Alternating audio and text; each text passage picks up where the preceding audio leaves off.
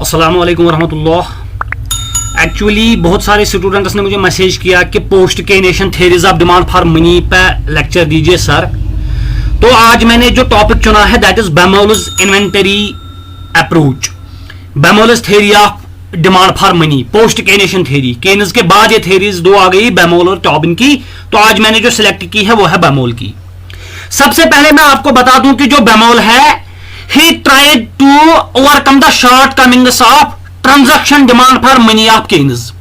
जो केन्स ने transaction demand for money दिया था, केन्स ने कहा transaction demand for money is the positive function of income. That means any increase in income will lead to increase in transaction demand for money and any decrease in income will lead to decrease in the transaction demand for money। तो बेमोल ने क्या किया, he tried to revive this transaction demand for money of Keynes, और उसने कोशिश की कि जो उसकी शॉर्ट कमिंग्स थी वो दूर की जाए। दो डिपार्चर्स यहां पे बेमोल ने केन्स के साथ किए, दो डिपार्चर। सबसे पहले बेमोल ने कहा कि transaction demand for money in addition to the function of income is also the function of rate of interest I, is also the function of rate of interest I. यानी कि सबसे पहला डिपार्चर जो बेमोल ने केन्स के साथ किया, उसने कहा कि केन्स ने क्या कहा था, transaction demand for money depends upon income only and it is completely interest inelastic. That means any change in interest rate will not lead to any change in transaction demand for money. लेकिन जो बेमोल है, सबसे पहला departure उसने Keynes के साथ किया कि transaction demand for money in addition to positively dependent upon income is negatively dependent upon rate of interest. That means any increase in rate of interest will decrease transaction amount 2 and any decrease in rate of interest will increase transaction amount 2। और दूसरा और सबसे बड़ा departure जो बेमोल ने John Maynard Keynes के साथ किया वो ये है कि केन्स ने कहा था a person holds either money or bonds, either money or bonds। That means there was no portfolio, a person would not divide his income into bonds and money, transaction money, he simply holds either money or bonds। लेकिन यहां पे बेमोल ने जो दूसरा departure किया वही यही है कि a person holds portfolio of cash or money and bonds and optimal holdings of cash indirectly means optimal holding of bonds and optimal holding of bonds indirectly means optimal holding of cash।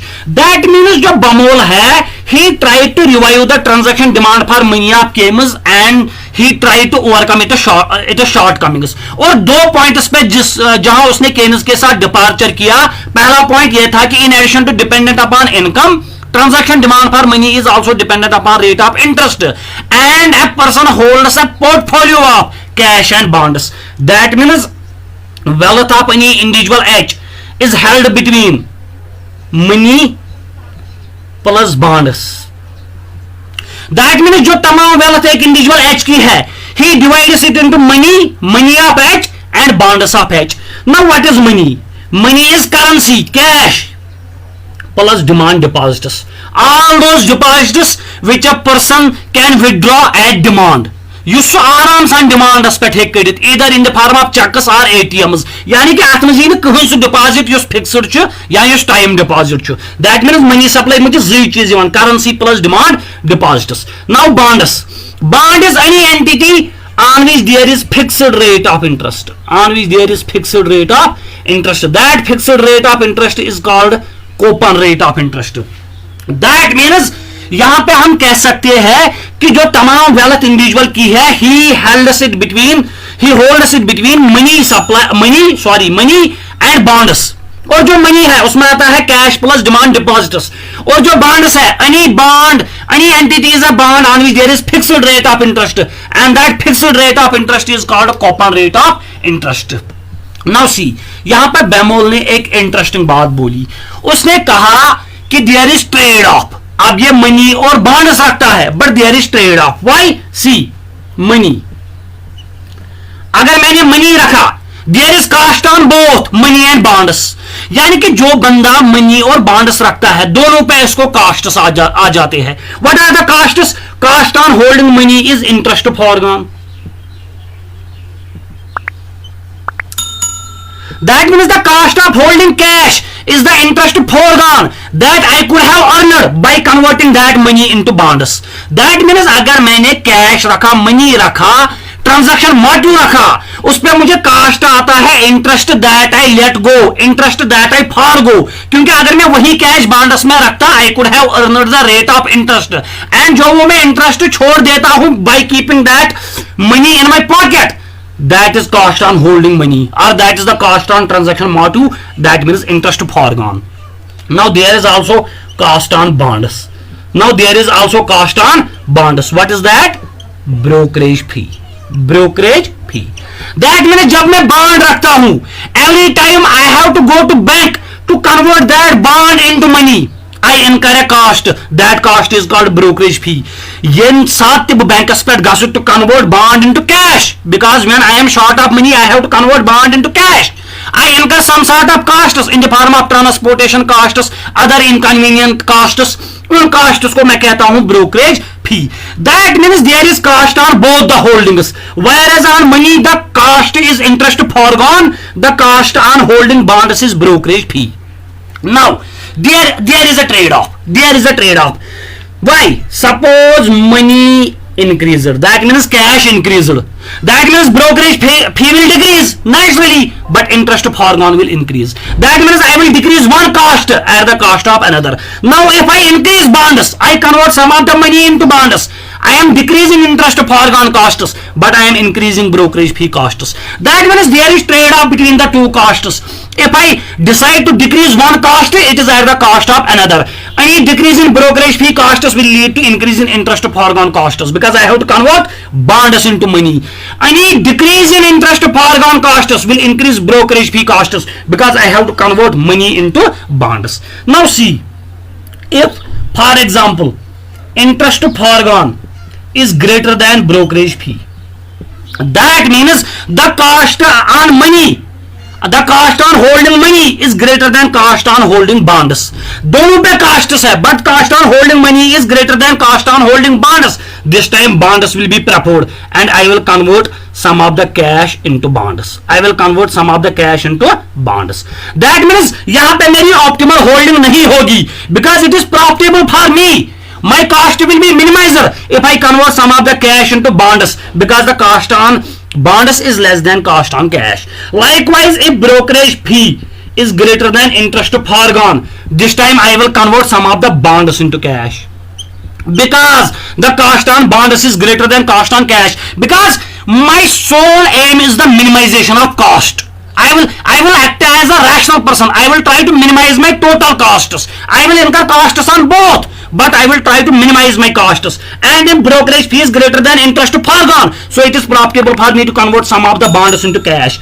And when brokerage fee is exactly equal to interest foregone, that means now I incur same costs on holding either bond or on money. This time it is neither profitable for me to convert cash into bonds, nor profitable for me to convert bonds into cash. This is called optimal holdings. This is called optimal holdings, because at this point when brokerage fee is equal to interest foregone, I have neither the incentive to convert cash into bonds nor bonds into cash, and whatever I am having the optimal holding of both cash and bonds. Now see, क्योंकि बमोल ने कहा जो इसके ये castes है, the sole aim of an economic agent is to minimize those costs, Now see, suppose एक individual A है, इसकी जो टोटल इनकम है दैट इज Y, इसको ये किसी फिक्स टाइम पीरियड पे मिलती है मंथ में सैलरी, सपोज इसको ये किसी फिक्स डे पे मिलती है मंथ में. अब इसके पास तीन ऑप्शंस है. Suppose number one option one time period. वो क्या करता है, वो बैंक जाता है और सारा पैसा एक साथ निकालता है. That means he does not keep any of his money into bonds. तो यहां पे अगर आप देखोगे इसका सारा कास्ट जो होगा वो इंटरेस्ट फॉरगॉन होगा, क्योंकि ये सारी इनकम एक साथ निकालता है और अपने पॉकेट में रखता है, और brokerage fee will be zero because he does not keep anything in the form of bonds. तो अगर हम यहां पे नजर डालेंगे, यहां से एवरेज कैश होल्डिंग, यहां से या कैश होल्डिंग, और यहां से टाइम पीरियड, तो this time there is only one time period. तो इसने सारी इनकम निकाली और वन टाइम पीरियड पे इसकी इनकम जीरो हो गई क्योंकि सारी इनकम खारिज हो गई. Now what is the average cash holding? Average cash holding will naturally be y divided by 2 because average is half. That means average cash holding when time period is 1 will be y divided by 2. और यहां पे सारा cast इसका interest foregone होगा क्योंकि इसने एक ही गो में सारी इनकम निकाली. बॉन्ड्स में इसने कुछ नहीं रखा. Brokerage fee will be zero. Brokerage fee will be zero. Now suppose possibility second, इसने 2 टाइम पीरियड्स में ये निकाला. That means n the number of time periods is 2. यहां से कैश होल्डिंग्स, यहां से टाइम पीरियड्स 0 1 2. देखो अब ये क्या करेगा, this time he will draw only half of the income क्योंकि 2 टाइम पीरियड्स है. इस टाइम पीरियड में ये हाफ ऑफ द इनकम निकालेगा, खर्च करेगा. जब एक टाइम पीरियड पहुंचेगा हाफ खत्म हो गया होगा. लेकिन चूंकि इसने हाफ ही इनकम निकाली, बाकी हाफ इसने बॉन्ड्स में रखी, बाकी हाफ इसने बॉन्ड्स में रखी. एक टाइम पीरियड पे इसको ये हाफ इनकम खत्म हो गई. अब ये बैंक में गया, इसने बाकी की हाफ कन्वर्ट की into the money. That means यहां पे इसको ब्रोकरेज कास्ट आ गया. और जब 2 टाइम पीरियड पहुंचा, यहां पे इसकी तमाम इनकम खत्म हो गई. दैट मींस इसने इस वक्त 2 इंस्टॉलमेंट्स में इनकम निकाली, एक में हाफ, एक में हाफ. और मैं आपको बता दूं, जब इसने हाफ ही इनकम निकाली तो रेस्ट ऑफ द हाफ इसने किस में रखी? Bonds. Because portfolio is between money and bonds. तो इस वक्त इसको ब्रोकरेज फी आएगा क्योंकि जब यहां पे 1 टाइम पीरियड पे इसको हाफ ऑफ द इनकम खत्म हो गई, ये बैंक गया, इसने इस बॉन्ड को कन्वर्ट किया इनटू मनी और इसको ब्रोकरेज फी आ गया. और 2 टाइम पीरियड पे इसको सारी इनकम खत्म हो गई. और यहां पे जो एवरेज कैश होल्डिंग है that is y divided by 4. Why? Because half of y divided by 2 that is equal to y divided by 4. क्योंकि 2 टाइम पीरियड्स है, यहां पे जो इसकी एवरेज कैश होल्डिंग है that is y divided by 4. ये दूसरा अल्टरनेटिव है. तीसरा अल्टरनेटिव, ये 3 टाइम पीरियड्स में निकालेगा. ये 3 टाइम पीरियड्स में निकालेगा. देखो यहां से कैश होल्डिंग, यहां से टाइम पीरियड 1 2 3. देखो अब यहां पे ये खाली y बाई 3 निकालेगा. y by 3 y by 3. देखो दैट मीन जितने जितने टाइम पीरियड बढ़ते जाते हैं उतना उतना ये कम कैश निकालता है. पहले इसने निकाला y फुल अमाउंट, फिर y by 2, now y by 3. That means अगर आप यहां पे एवरेज कैश होल्डिंग देखोगे that means half of y by 3, that means y by 6. That mean जितने जितने टाइम पीरियड बढ़ते जाते हैं उतनी उतनी एवरेज कैश होल्डिंग डिक्रीज होती जाती है. First average cash holding was y divided by 2, then it was y divided by 4, now it is y divided by 6. अगर आप 4 टाइम पीरियड लोगे y डिवाइडेड बाय 8, तो नेचुरल सी बात है जितनी जितनी एवरेज कैश होल्डिंग कम होती जाती है उतने उतने इंटरेस्ट कास्ट कम होते जाते हैं क्योंकि ये कम कैश रखता है. लेकिन उतने उतने ब्रोकरेज फी बढ़ते जाते हैं. क्यों? क्योंकि दूसरे जब 2 टाइम पीरियड थे इसको एक ही बार बॉन्ड कन्वर्ट करना था इनटू द मनी. सपोज एक टाइम पे इसको 10 रुपीज कास्ट आते हैं तो ब्रोकरेज फी ओनली 10 रुपीज था. लेकिन यहां पे इसको 2 बार कन्वर्ट करने होंगे, पहले इस टाइम पीरियड में फिर इस टाइम पीरियड में. दैट मींस अगर 10 रुपए थे वहां पे, यहां पे 20 रुपए होंगे. दैट मींस जितने जितने टाइम पीरियड बढ़ते जाते हैं average cash hold goes on decreasing from y by 2 to y by 4 to y by 6 to y by 8. और उतने उतने बॉन्ड्स बढ़ते जाते हैं उतने उतने ब्रोकरेज कॉस्ट्स इंक्रीज होते जाते हैं. Now see that means with increase in time period brokerage fee goes on increasing because he prefers bond over cash, and interest foregone goes on decreasing because average cash holding goes on decreasing. That means अगर आप transaction demand for money या average cash holding, what is average cash holding? Transaction demand for money, it is equal to y, where y is income divided by 2n, where n is the number of period. When n is 1, it is equal to y divided by 2, 2 into 1 2. When n is 2, it is equal to y divided by 4 because 2 into 2 4 जो हमने अभी निकाला. That means average cash holdings या transaction demand for money is equal to y divided by 2n. इसको आप note कीजिएगा equation first के साथ, y divided by 2n. Now see, यहां पे अगर हम कास्ट्स की बात करेंगे, सबसे पहले इंटरेस्ट फॉरगॉन IF. जो इंटरेस्ट फॉरगॉन का कास्ट है वो किस पे है? एवरेज कैश होल्डिंग पे, ट्रांजैक्शन डिमांड फॉर मनी पे. That will be equal to I into y divided by 2n. This is average cash holding and I is the rate of interest that he forgoes. Fargo's. Suppose average cash holding is 100 rupees. Suppose average cash holding is 100 rupees. And interest rate he forgoes is 20%. That means 0.20.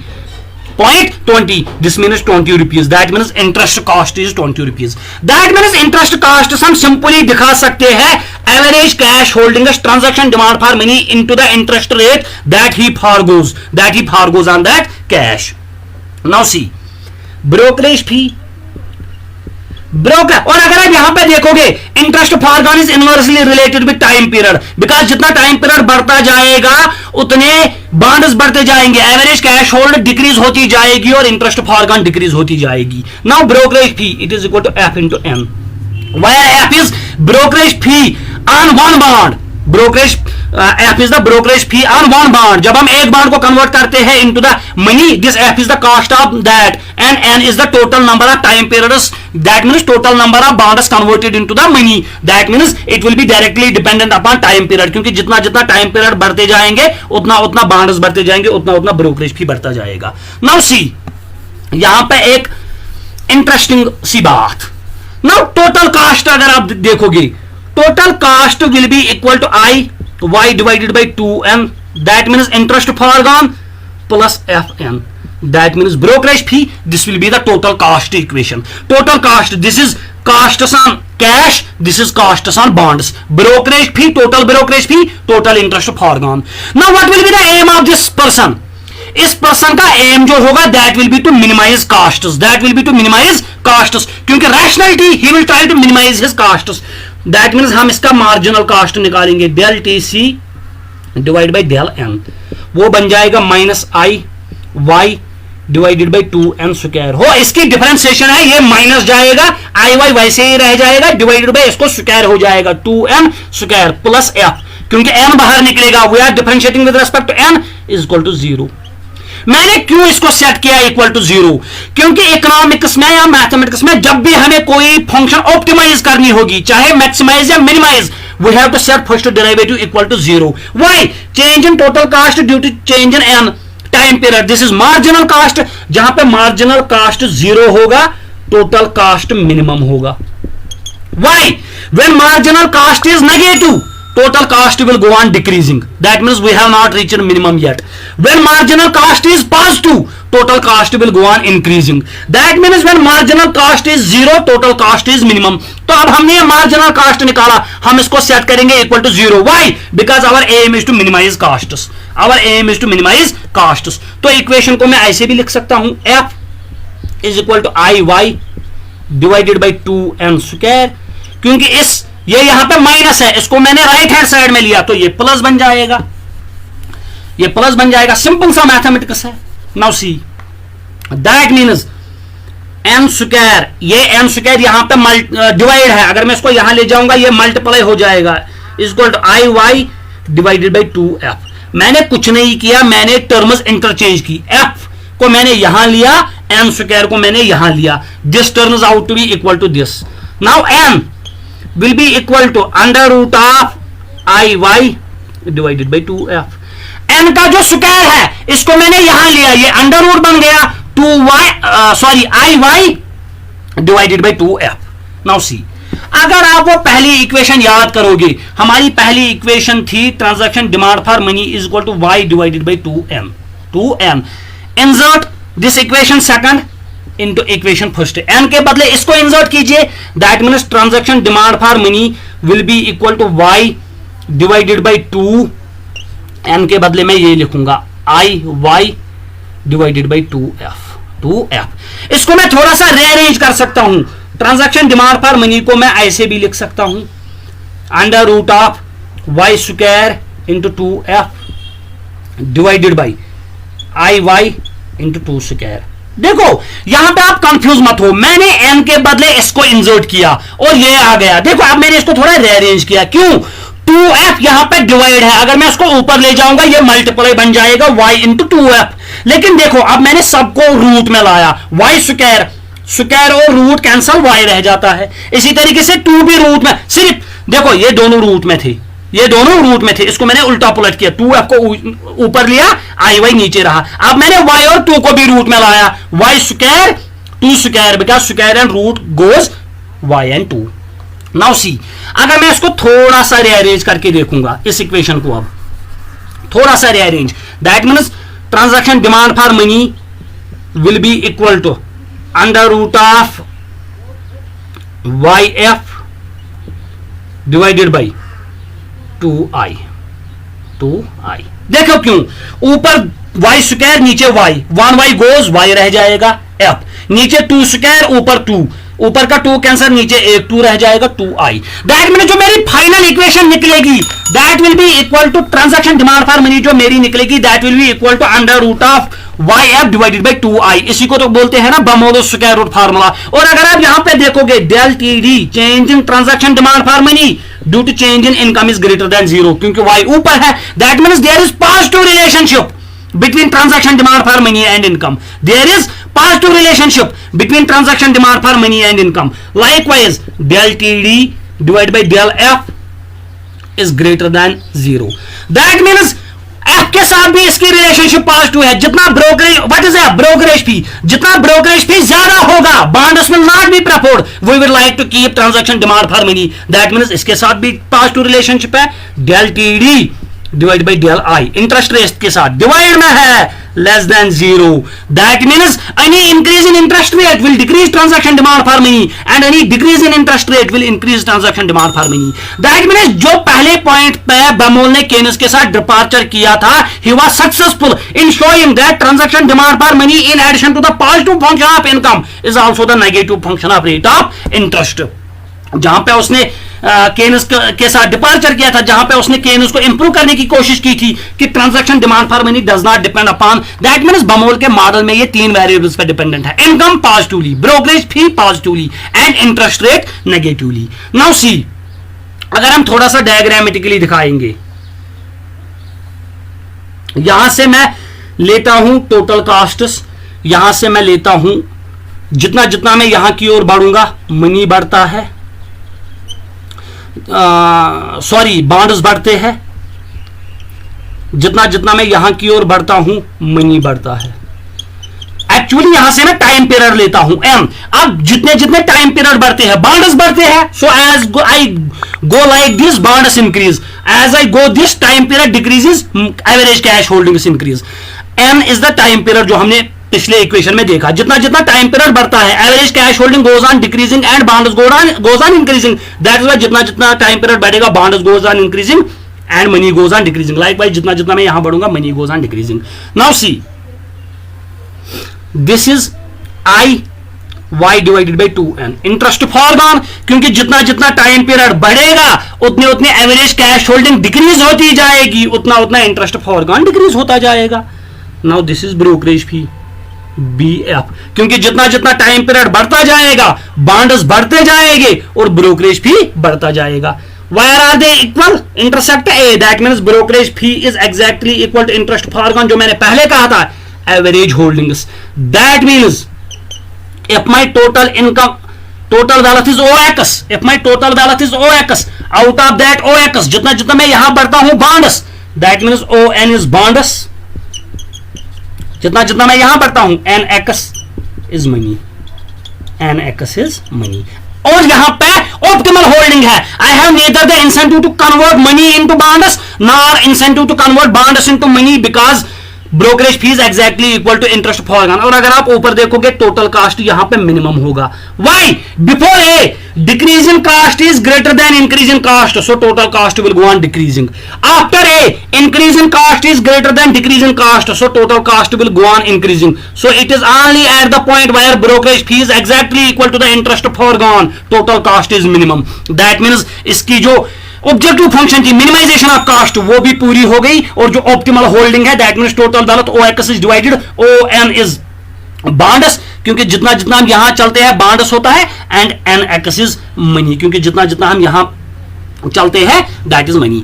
That means the simple thing is that बर्नौल ने 2 departures किए from Keynesian model. Number first, in addition to dependent upon income, transaction demand for money is also dependent upon rate of interest, and a person does not keep either money or bonds only. He keeps a portfolio of both depending upon costs. If one caste is greater than another, then there will be substitution, and there will be no substitution at a point where both the castes are equal. Thank you.